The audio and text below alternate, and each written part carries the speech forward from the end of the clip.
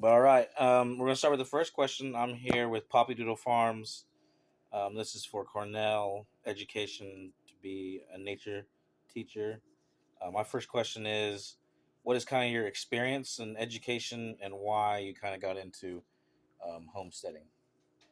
Um, well, I have a background in brewing, so I understand microbiology at a brewer's level. Um, Most of my usage is single cell, but fermentation science is really important, and learning more about that sort of stuff, you learn more about gut health and um, we were looking for the opportunity to grow more of our food. We were always like small garden, Yeah, little raised beds or whatever. Um, organic. yeah, but we were looking. Well, honestly, we really didn't know. We were doing little miracle grow at Mm, that point. You know what I mean? Um, and then once we decided that we might try and do some homesteading stuff, then we got more into the people who were growing. And then it was like the market gardener, and it was what's his name, Joe Saladin, and I can't remember the other homesteader's name, but he's a YouTuber. He's yeah, got a family, and he does pasture raised poultry, and so it was like uh, sustainability yeah, as a veteran, being self sustainable, and also like knowing that I've exposed myself to a lot of stuff, and that food has a power and ability to heal. I wanted to take a role in that. I'd been doing food production for a decade nearly, nice. and I knew that I could take certain skills from brewing and apply them to nearly anything Mm, because of its complexity. that's Um, awesome. That's real awesome. So the second question I have is, how do you and your family connect to nature? How do you focus? I know you have children, so how do you get them to really understand, like you said, sustainability? We're on a farm right now with ducks and chickens, so how do you get them connected and concerned for the future? I think participation is key. Yeah. I don't think there's no substitute for education can be learned in participation. Like, and then I don't know. The hardest thing I've found is that in a lot of places you can't even participate. Yeah. It's the rules are against you, Yeah. and they could be refined better. Mm, Um, yeah, maybe there were some bad tenants in the past, but like you know, reasonable HOAs could have a couple chickens. yeah. Like, I have friends in Dallas Fort Worth who have four, and they're right downtown in the mix of it. Like, you know what I mean? Like, it's a little like kid play space worth of and that's exposure. That's the Hmm. opportunity to create food and be a part of life beyond just consumption. Like, give to something Yeah. that gives back to you Yeah. in a form that you can digest. That's pretty deep.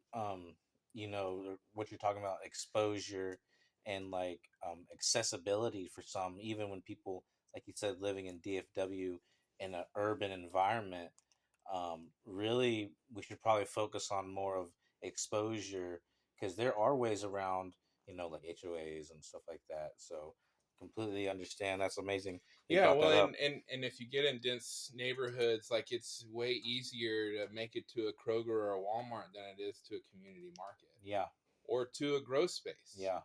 Like and when we grew and we had like real small backyards, they were like six raised beds, 4 by 8s. Hmm. But I took the time to irrigate rainwater, and like I wanted to make a sustainable system. I think that's part of my fascination about brewing is it's secular. Hmm. It's like we take in grain, we turn Right. it into a liquid, Hmm. and then our waste is given to animals to Yeah. eat. So like and we reuse yeast and cycles of life up to a certain extent. So, yeah, I wish it was more accessible. That's awesome. That's awesome. Okay, so our third question is, what are your concerns on the future of nature, safety, and accessibility to all? Like, what is one of your main concerns that you see out there? Uh, Suppression. Suppression. I think that in the beer industry, there are tons of ways to make beer, and I I'm sure there definitely is from larger companies to suppress smaller creators Locals. to keep them from taking portions of their share, Hmm. but that doesn't um, evolve the industry. It doesn't, like, I don't know. I and maybe people who are making good money, they just want to make it cheaper. You know what I mean? I hear. Capitalism has Yeah. driven our ship for a long Yeah. time. Very nice. Very deep. So yeah, I will correlate nearly everything to craft beer because it was a big passion. But yeah, I think as far as creators, like having the opportunity to try new things and create things, and then learn from those from each other is really important for the growth of an industry. We saw the beer industry um, double in size for nearly 10 years. Hmm. Like I worked for 4 or 5 breweries that were like doubling capacity prior to COVID. Like, and I don't know. There's probably an argument to say that beer is not good, alcohol is not good, but Egyptians drank it, I hear you. and in a lighter level, Hmm. um, I understand. I see. and Yeah. and uh, overconsumption of alcohol is not good of anything. But as far as like food and growth of like good stuff, Hmm. like there needs to be more of it, Hmm. and there needs to be more participation. It needs to be more available. I I think it's led to driving tractors, and I mean, not that those aren't important. Like, of course, you need to be able to produce large crops, and you need mechanical advantages to allow you to do that. Hmm. But I think that small creators shouldn't be like prevented. Right, man. Right on. I'm kidding. This is the last question. Um, what what keeps your interest in with community, the health, sustainability? Like, what keeps you moving forward and trying to continuously promote this lifestyle to others? Well, I think it's there's a lot of things that you can do to your body to decrease your time here, and there are things that you can do to increase them. And I think the more we can focus on our daily routines, the more we're able to affect that. Like good filtered water Yeah. is a perfect example. If you look at third world countries, they don't have access, Yeah. and their life um, is not as long. And then also, medicine, modern like medical has grown so fast, like surgeries and capabilities. We've been able to overcome the craziest of problems. But I think there's a simpler key, Hmm. and I think that nature plays a Provides big it. part of that. Yeah.